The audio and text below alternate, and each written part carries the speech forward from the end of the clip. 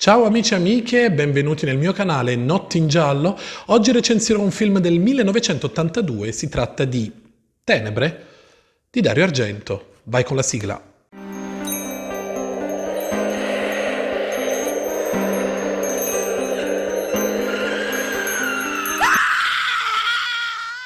Allora, innanzitutto, perché partire con Tenebre invece che farlo con una recensione di Suspiria o Profondo Rosso che hanno così marcato la carriera del grande regista italiano? Ho visto Profondo Rosso all'età di 11 anni, mi ricordo la prima volta in TV, mentre vidi Suspiria in VHS sempre più o meno all'età di 11-12 anni e ricordo di non aver dormito e non aver chiuso occhio perché immaginavo quella dannata Mater Sospiriorum che mi russava in testa.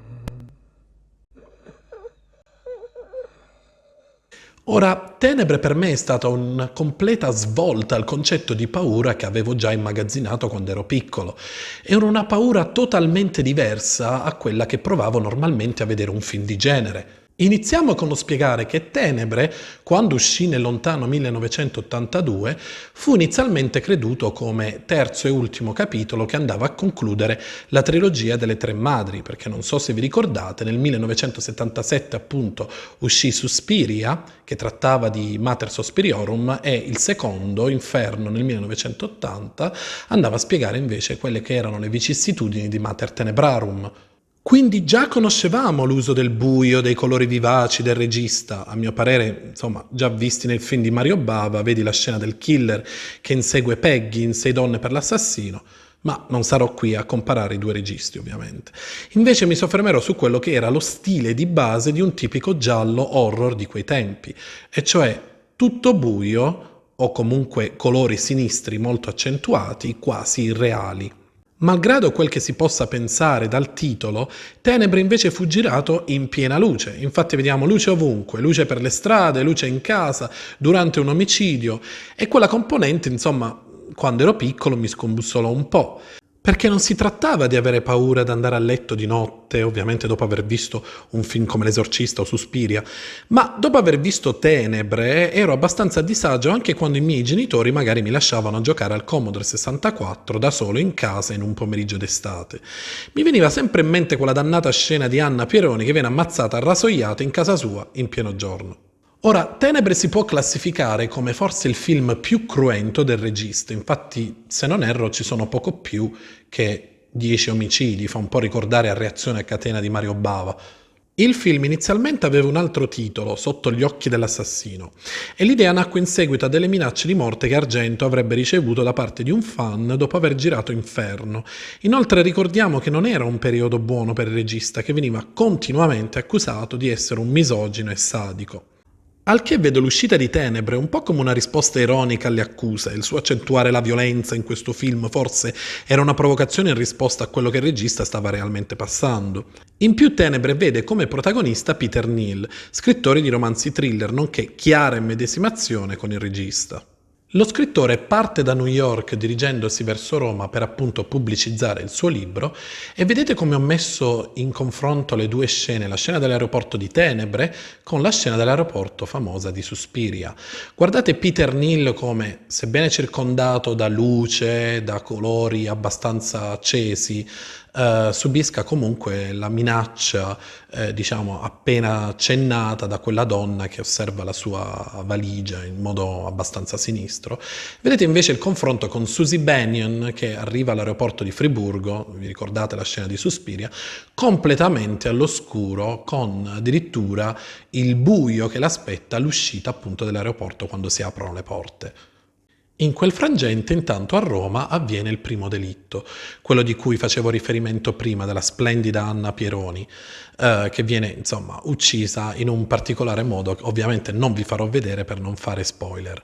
Anna Pieroni, attrice, che si era già vista, non so se ricordate, come Mater Lacrimarum in Inferno. Poi i delitti continuano con la famosa scena che dura addirittura 2 minuti di ripresa con la gru usata nel film L'inquilino del terzo piano di Roman Polanski. Una scena bellissima e memorabile, ricca di suspense. Qui si nota anche la passione per l'architettura trasmessa da Antonioni, il regista, appunto a Dario Argento. C'è da dire che anche il film è ricco di distrattori, di gente che può essere o non può essere un ipotetico assassino. C'è la scena appunto del barbone che aggredisce Anna Pieroni per strada, la famosa scena del cane che diciamo addenta Lara Wendel seguendola nella casa appunto, e c'è questa figura anche misteriosa con queste scarpe con il tacco rosso che appunto in maniera molto sadica maltratta un uomo. Ecco, tutti questi elementi distrattori non fanno altro che discostare, diciamo, l'attenzione dello spettatore dall'assassino vero, reale in realtà. C'è da citare anche una nota scena barbaramente poi tagliata da Mediaset che vedeva appunto l'attrice Veronica Lario, nonché ex moglie dell'ex presidente Silvio Berlusconi, letteralmente in un bagno di sangue. Ecco, tutto questo poi va ad aggiungersi ad un finale a sorpresa, come tutti i film di Dario Argento, che va a concludere appunto il film. Finale d'altronde che lascerà lo spettatore anche un po' spiazzato. Ecco, c'è la nota scena di Giuliano Gemma con alle spalle l'assassino che poi verrà scopiazzata un po' da Brian De Palma in Doppia personalità del 1992, anche se il regista stesso in realtà non ha mai negato di aver preso spunto da Argento e lo stesso Alfred Hitchcock. C'è anche da dire però che il gran finale di Tenebre un po' imita, diciamo, una certa scena di urlo che si era già visto l'anno precedente, nel 1981, nel film dello stesso Brian De Palma chiamato Blowout con John Travolta.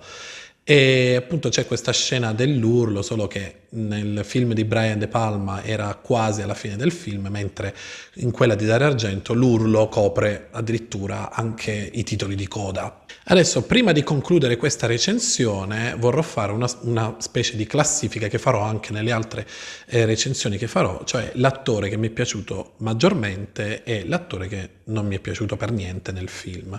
Allora, partiamo dagli attori che mi sono piaciuti, innanzitutto. Ritengo fantastica l'interpretazione di Anthony Franciosa, anche se, diciamo, la parte inizialmente doveva essere di Christopher Walken, e io sono appunto un fan di Christopher Walken, però. Anthony Franciosa, diciamo, se l'è cavata abbastanza bene. E poi c'è la mitica, ragazzi, ditemi tutto quello che volete, ma è stato un mio mito da quando ero bambino, la mitica Lara Wendel, che io ho adorato, in effetti era ovunque negli anni '80, non so se vi ricordate Ghost House alias la casa 3 in Italia, oppure Raptor alias Killing Birds alias Zombie 5. E ovviamente nelle interpretazioni di quando era ancora piccina nel fantastico Mio caro assassino di Tony Valeri. Invece fra gli attori che non mi sono piaciuti, sicuramente, mi dispiace dirlo, ma Christian Borromeo, in effetti non mi piacque neanche in La casa sperduta nel parco di Ruggero Diodato, trovo l'attore un po' sciapo. A questo punto è giunto il momento di salutarci, spero che la recensione vi sia piaciuta, accetto suggerimenti, posso recensire qualsiasi film giallo e horror degli anni 80, 70, preferibilmente italiano. E inoltre mettete un like se non l'avete già fatto, se vi piace il canale ovviamente iscrivetevi e ci rivediamo alla prossima puntata di Notti in Giallo. Alla prossima!